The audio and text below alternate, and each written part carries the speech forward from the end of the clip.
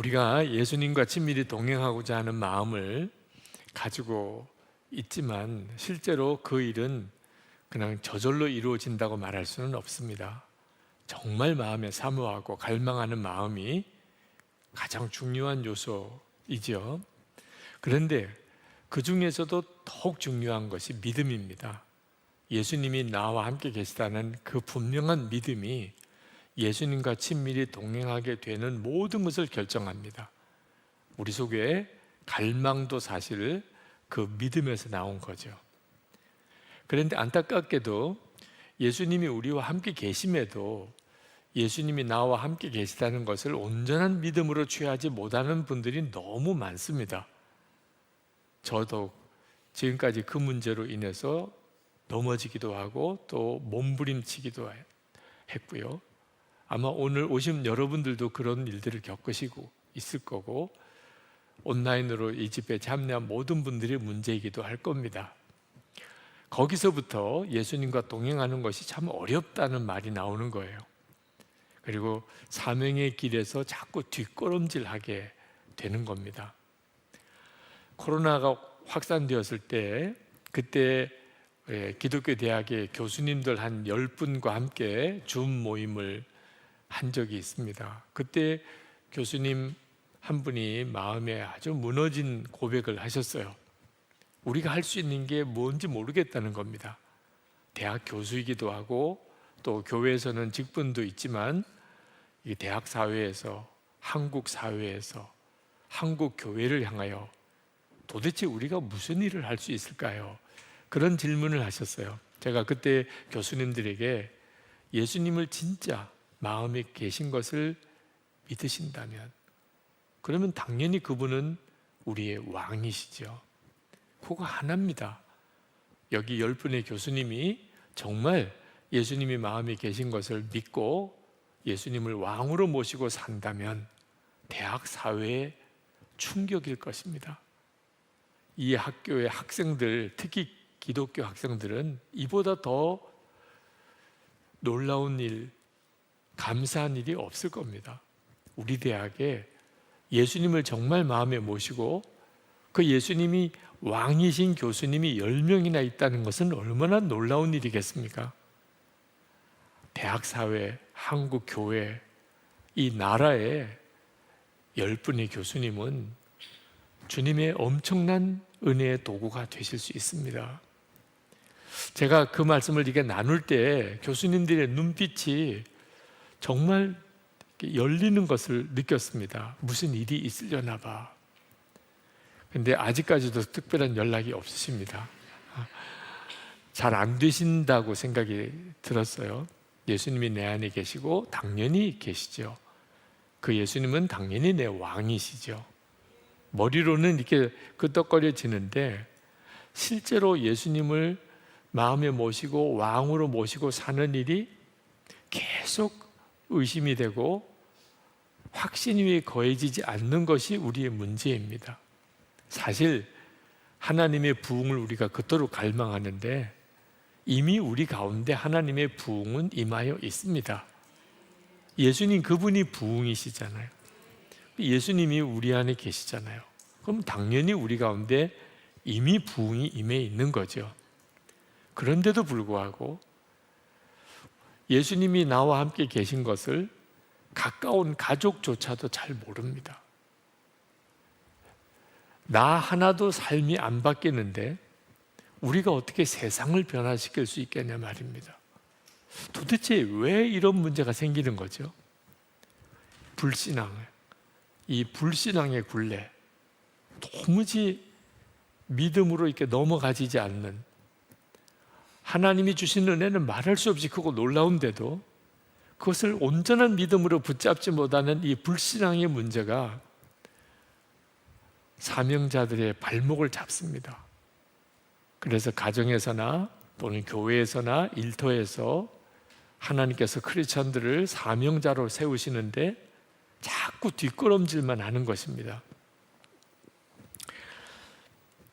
오늘 여기에 모이신 여러분들 모두에게 사실 다 공통된 문제가 우리가 사명을 감당할 때 선뜻 앞으로 나가지 못하는, 자꾸 뒷걸음질하는 이 위기, 이 갈등을 어떻게 해결하느냐 하는 거죠. 성경에 나오는 하나님의 사람들이 다 그런 어려움을 겪으셨습니다.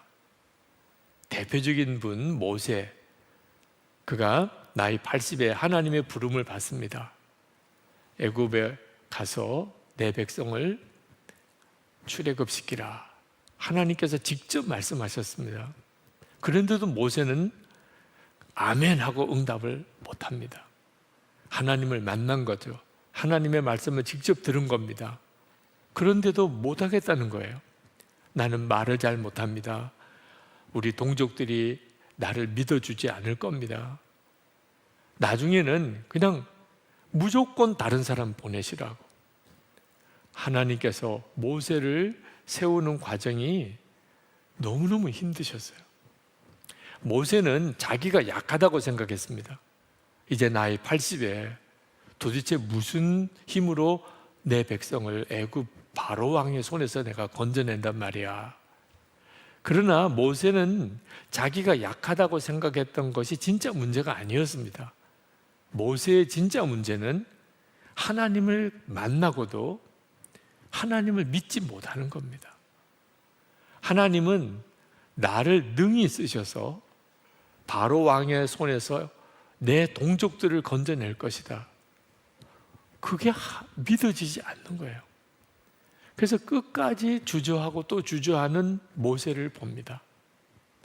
여러분, 우리들이 지금 하나님의 부름 앞에서, 또 가정이나 교회나 일터에서 내게 주신 사명 앞에서 자꾸 움츠러들고 못하겠다, 힘들다, 안 된다라고 하게 되는 것이 바로 꼭 이 문제입니다.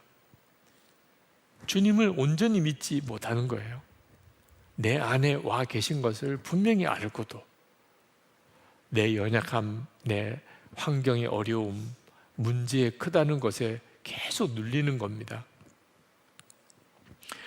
제가 하나님의 사명을 받은 분들을 이렇게 만나면 너무 기분이 좋습니다.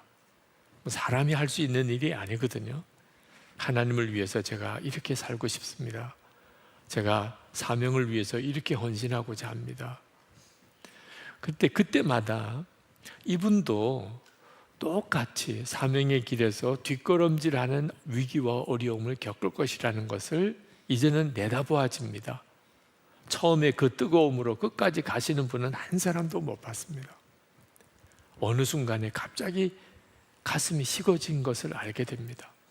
하나님이 나를 진짜 부르셨을까? 하나님이 정말 나와 함께 하시나? 하나님이 진짜 나를 통해서 역사하시는 건가? 정말 근거가 없는 의심이 확 내 마음을 사로잡습니다. 휘청거리는 순간이 오는 거죠. 그래서 꼭 그렇게 권면을 합니다. 앞으로 많은 위기도, 시험도, 어려움도 올 텐데 절대로 뒷걸음질 하시면 안 됩니다. 하여튼 한 걸음이라도 앞으로 나가야지 절대로 뒷걸음질 하지 마세요. 그렇게 권면해 드립니다. 올해 은퇴하신 인도에서 훌륭하게 사역을 하신 조동욱 선교사님이라고 계십니다. 참 개인적으로 존경하는 선교사님이십니다. 그 선교사님이 한 번은 페이스북에 이런 글을 올리셨어요. 조금 길긴 합니다만 그냥 그대로 읽어드리는 것이 좋을 것 같습니다. 한 달간의 한국 방문을 마치고 인도로 돌아가기 전날 새벽 기도를 드리는데 갑자기 두려워졌습니다.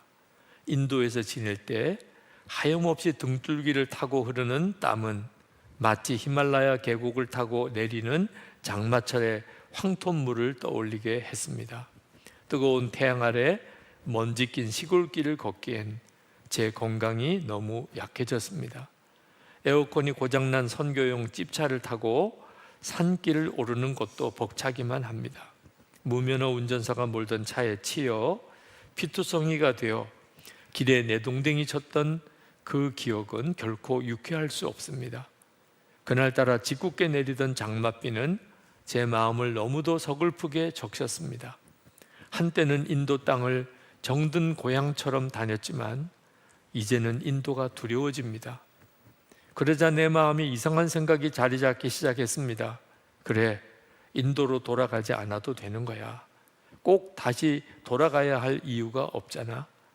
깊이를 알 수 없는 힌두교의 구렁텅이, 앞을 가로막는 정부와 힌두 열심 당원들 속으로 굳이 다시 들어가야 하나? 인도에 있는 아내는 어떻게 하고 전화 한 통이면 나오게 할 수 있습니다. 아이들은 이미 인도에서 고등학교를 마치고 한국에 와 있습니다. 나도 지금 한국에 있습니다. 지금까지 해온 사역들은 어떻게 하냐고 언제든지 버릴 준비가 되어 있습니다. 신학대학 학장 자리도 얼마든지 내어 놓을 수 있습니다. 오히려 홀가분해질 겁니다. 개척교회들은 세워둔 목회자들이 잘 이끌어 나갈 것입니다. 점점 생각은 인도로 돌아가지 않아도 된다는 쪽으로 기울어졌습니다.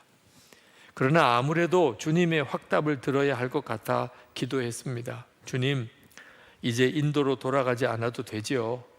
한마디만 정말 그만해도 잘했다고 말씀해 주세요. 그때 주님께서 엉뚱한 질문을 하셨습니다. 정말 인도로 되돌아갈 이유가 없느냐? 내가 인도를 떠난다고 해서 나도 인도를 떠날 것 같으냐? 저는 깜짝 놀랐습니다. 예상치 못한 제 허를 찌르는 질문이었습니다. 나는 예수님을 인도에 남겨두고 나 편하자고 도망치려 했던 것이구나. 이 순간 저는 나도 모르게 부르짖었습니다. 하나님, 아닙니다. 그럴 수 없습니다. 예수님이 떠나지 않으신 인도, 하나님이 버리지 않으신 인도라면 저도 떠날 수 없습니다. 그 순간 제 안 깊은 곳에서 통곡이 터져 나왔습니다. 주님, 제가 잘못했습니다.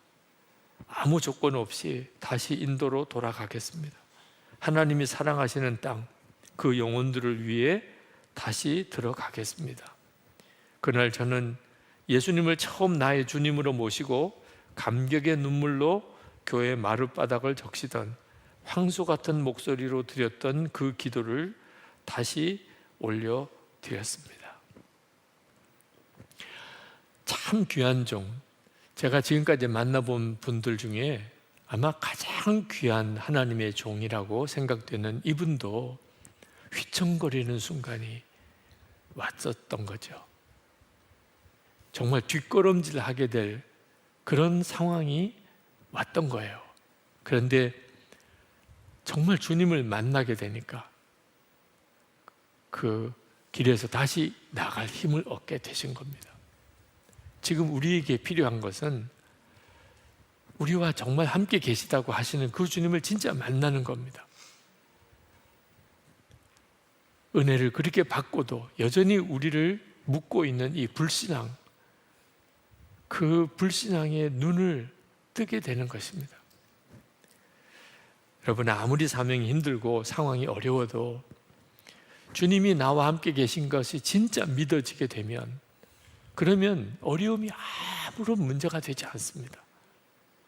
사도 바울이 고린도에서 복음을 전하다가 유대인들의 집요한 방해 그리고 핍박 때문에 너무너무 두려워졌습니다. 그때 주님이 사도 바울에게 직접 말씀하셨어요. 사도행전 18장 9절 10절에 두려워하지 말며 침묵하지 말고 말하라. 이 성중에 내 백성이 많음이라. 사도 바울이 또 예루살렘에서 로마 군인들에게 붙들리고 사도 바울을 죽이려고 작정한 이들이 막 사방에 있는 이런 상황에 그 두려움 속에 또 주님이 사도 바울에게 말씀하십니다. 사도행전 23장 11절입니다. 담대하라. 내가 예루살렘에서 나의 일을 증언한 것 같이 로마에서도 증언하여야 하리라. 사도 바울이 로마로 배를 타고 압송되어 갈 때 풍랑을 만나고 다 죽게 생겼습니다. 그때도 주님이 사도 바울에게 말씀하십니다. 바울아, 두려워하지 말라. 내가 가이사 앞에 서야 하겠고 하나님께서 너와 함께 항해하는 자를 다 내게 주셨다. 사도행전 27장 23절입니다. 그러니까 사도 바울은 말할 수 없이 힘들고 어려웠던 당시에 그 소아시아와 유럽 전도 사역이 주님이 내내 함께 하시는 그 힘으로 했던 거예요. 말할 수 없이 어려운 일이 많았고 상상이 안 되는 그런 고난의 선교 여정이었지만 주님이 함께 계시니까 감당할 수 있었던 겁니다. 그가 순교하기 전에 디모데에게 쓴 편지에 이렇게 썼어요. 디모데후서 4장 17절에 주께서 내 곁에 서서 나에게 힘을 주심은 나로 말미암아 선포된 말씀이 온전히 전파되어 모든 이방인이 듣게 하려 하심이라. 내가 사자의 입에서 건짐을 받았느니라. 그러니까 사도 바울의 끝까지 사명을 감당할 힘은 주님이 함께 계신다는 분명한 확신, 그 믿음에서 나온 겁니다. 자, 우리들에게는 질문이 나오게 됩니다. 나도 예수님이 나와 함께 계시다는 것은 믿지만 그 믿음이 내 어려움을 극복할 정도는 되지 못하는 것이 내게 있어서 고민인데 어떻게 나는 주님이 나와 함께 계심에 대한 확신 가운데 거할 수 있을까? 어떻게 주님이 나와 함께 계시다는 것을 막연하게 믿지 않고 사도 바울처럼 생생하게 바라볼 수 있을까? 우리 모두에게 다 주어지는 은혜가 말씀입니다. 그저 주님이 우리와 함께 계시다는 것만 약속하신 것이 아니고 말씀을 통하여 계속 체험하게 해주시는 겁니다. 제가 1984년 군목 훈련 받고 부상을 당하여 임관을 못하고 집으로 돌아왔을 때 그때는 사실 제가 거처할 집이 없었어요. 아버님 집에 제 아내와 딸을 맡겨놓고 갔었기 때문에 아버님 집에 와서 지내야 했습니다. 제가 섬길 교회가 없었어요. 불러주는 교회도 없었습니다. 처음에는 이 목사님 저 목사님 찾아다니며 제가 사역할 교회가 있는지를 찾아보았지만 저를 써줄 수 있는 교회가 없다는 것을 깨닫고 그때 제 마음속에 휘청거리는 위기가 왔습니다. 분명히 그 군인병원에서 회심을 채용했습니다. 그럼에도 불구하고 현실의 어려움에 딱 부딪히니까 하나님이 진짜 나를 부르신 게 맞을까? 그런 생각이 들더라고요. 그때 오기 같은 생각이 들었습니다. 하나님이 진짜 나를 부르신다는 확증이 없이는 나는 아무것도 할 수 없다. 그래서 사람 찾아다니고 부탁하는 일을 중단하고 오직 기도만 3개월 동안을 했었습니다. 그때 기도만 하겠다는 오기 같은 생각은 있었지만 실제로 기도만 하며 사는 일이 얼마나 어려운 것인지를 몰랐었어요. 막상 기도 작정한 첫날 너무너무 막막했습니다. 하루 종일 어떻게 기도하냐 말이에요. 그때 하나님께서 제 마음에 말씀을 볼 감동을 주셨습니다. 기도가 안 되면 성경을 읽고 성경을 읽다가 기도할 마음이 생기면 또 기도하고 또 성경을 읽고 그런데 놀라웠게도 그 말씀을 읽어가면서 주님이 저에게 주시는 음성을 듣는 귀가 열렸어요. 주님이 내게 이걸 깨우쳐 주시는구나. 주님이 지금 이게 내게 필요하다고 주시는 말씀이구나. 이런 말씀이 있었구나. 정말 놀라웠습니다. 마치 성령께서 저에게 개인 교사를 하시는 것처럼 성경 말씀을 통하여 영적인 진리와 복음의 비밀과 기도에 대하여 가르치신 거예요. 나중에는 그런 마음이 들더라고요. 교회 문제 때문에 사실 기도를 시작한 건데도 하나님이 나에게 말씀하고 싶어 하시는 것을 다 가르쳐 주시기까지 어느 교회도 안 나오면 좋겠다. 이제 교회 사역을 하다 보면 바쁘게 되니까 이런 시간을 못 가질 거 아니겠는가, 이런 생각이 들 정도였습니다. 저는 그 3개월 동안의 기도 기간이 갑작스럽게 어느 교회로 저를 부르시는 하나님의 인도하심을 받았기 때문에 유익했다고 생각이 들지 않습니다. 말씀을 통하여 주님이 저와 함께 계시고 제게 가르치시는 그 유익함을 눈이 뜨인 거예요. 그리고 나니까 고생스러운 기간이라는 생각이 들지 않더라고요. 제 목회 여정의 좌절의 기간이라고 생각이 안 들고 그 기간이 저에게는 축복의 시간이 되었다고 고백이 되는 거예요. 여러분, 사명의 길에서 여러분에게 실패가 오고 나는 아닌가 봐 그런 생각이 들었을 때, 여기까지인가 봐 이런 포기하는 마음이 생길 때, 그때 꼭 기억하셔야 돼요. 그게 마귀의 역사입니다. 마귀는 우리를 힘들고 어렵게 만들려고 하는 게 목적이 아닙니다. 궁극적인 마귀의 목적은 사명의 길에서 중단하게 하는 겁니다. 그만 더 이상 난 주님이 기뻐하는 때대로 살 자신이 없어, 그렇게 내려놓아 버리는 거예요. 우리 주님은 어떤 실패자라도 쓰십니다. 베드로가 예수님을 3번이나 부인하고 저주까지 했음에도 예수님은 결국 베드로를 다시 세워 사도로 쓰셨잖아요. 우리가 믿음의 길을 가면서 특히 사명자의 삶을 살 때 가장 무서운 무너짐이 이 죄로 인한 무너짐입니다. 그때 우리 마음에는 하나님도 버리셨을 거야, 이제는 나는 끝이야, 그런 생각이 나를 완전히 사로잡습니다. 여러분, 그때 꼭 명심해야 합니다. 주님은 나를 떠나셨는가? 확인할 수 있습니다. 주님이 나를 버리셨을 거야, 이제는 나에게 더 이상 기대를 하지 않으실 거야, 나는 이제 아무것도 할 수 없어, 그런지 안 그런지는 확인을 해봐야 되는 겁니다. 주님이 나를 떠나셨다면 그렇겠죠. 그런데 여전히 내 안에 계시다면 그러면 문제가 달라지는 겁니다. 나는 분명히 실패자예요. 나는 도무지 안 돼요. 하나님 일 감당할 수 없어요. 그런데 주님은 여전히 내 안에 계세요. 그러면 주님은 나를 포기하지 않으셨다는 뜻입니다. 아니, 내가 이런 죄인인데 여전히 내 안에 계시다고? 우리가 스스로 하나님께, 하나님 이건 안 돼요, 하나님 이럴 수는 없어요, 어떻게 저를 용서하시는 정도도 아니고 여전히 제 안에 계시다는 말입니까? 그게 은혜예요. 이해가 안 돼요. 설명할 수가 없어요. 탕자가 아버지 집으로 돌아왔을 때 아버지는 소를 잡고 잔치를 벌여 주었습니다. 아마 탕자는 아버지에게 그랬을 거예요. 아버지 이러시면 안 됩니다. 아버지 이거는 정상이 아니에요.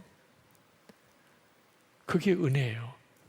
예수 그리스도 안에서 하나님이 우리에게 주시는 놀라운 약속입니다. 아무리 실패했어도, 아무리 우리가 무너진 것 같아도, 이제는 나는 끝이라고 생각이 들어도 주님이 나와 함께 계시면 주님이 포기하지 않으신 거예요. 근데 내가 스스로 포기할 수 없잖아요. 우리에게 무슨 큰일을 하라고 하시는 거 아닙니다. 난 아무것도 할 수 없어, 괜찮아요. 예수님이 나와 함께 계신 것을 사람들에게 드러내며 살면 됩니다.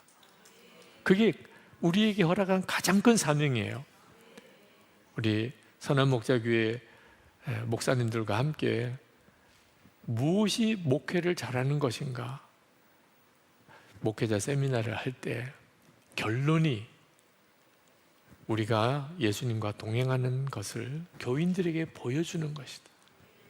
그게 우리가 할 수 있는 최고의 목회다. 우리 교인들이 나는 예수님과 동행하는 목사님과 사모님을 알고 있어, 우리 교회 목사님이셔. 이건 얼마나 놀라운 일인가. 정말 그렇습니다. 우리가 우리 주변에 있는 사람들에게 저 사람은 예수님과 동행하는 사람이야, 그러면 우리가 할 수 있는 최고의 것을 한 것입니다. 제가 예수 동행 운동을 하면서 주님이 저에게 실패할 것이라는 말씀을 주신 적이 있습니다. 가슴이 절렁 내려앉았습니다. 그때 주님이 실패한다고 하지 않을 거냐, 그런 말씀하셨어요. 그때 갑자기 깨달아졌습니다. 실패할 거라고 해도 가야 되는 길이 있다는 거예요. 주님이 기뻐하는 길이라면 내게는 실패지만 주님은 실패가 아니실 수 있다는 거예요. 그때 그렇게 눈물이 많이 흘렀습니다. 주님, 비록 제가 이 일이 제게는 얻어지는 게 없는 것이 될지라도 주님이 기뻐하시면 가겠습니다. 참 많이 울었어요. 그렇지만 그 뒤에 예수동행 운동은 그때 그 결단 때문에 고비가 오고 위기가 오고 어려움이 와도 중단되지 않을 수 있었습니다. 실패해도 주님이 기뻐하시면 간다고 약속드렸기 때문에 여기까지 올 수 있었던 거예요. 여러분들도 여러분의 어려운 형편을 묵상하지 마세요. 여러분의 연약함, 여러분의 실패에 마음이 묶이지도 마세요. 여전히 주님이 여러분과 함께 계신지 그것만 확인하세요. 주님은 포기하지 않으셨다면 여러분도 포기하면 안 됩니다. 계속 주님을 바라보면, 그러면 이 절망하는 마음이 바뀝니다. 식어진 마음에 불이 붙어요. 여러분의 사명에 대하여 다시 감당할 힘이 생기게 됩니다. 오늘 이 밤이 여러분에게 그런 영적 회복의 밤이 되기를 축복합니다. 우리가 하나님 앞에 찬양으로 기도를 올려드리고 계속해서 우리 기도 시간을 가질 텐데, 특별히 안수기도가 필요하신 분들은 줌으로 주소로 들어오세요. 목사님들이 줌으로 안수기도 해드리겠습니다. 그 경험도 참 놀라우실 겁니다. 현장에 와 계신 여러분들 중에도 기도받기 원하시는 분들은 기도 시간에 앞자리로 나오시면 기도해 드리겠습니다.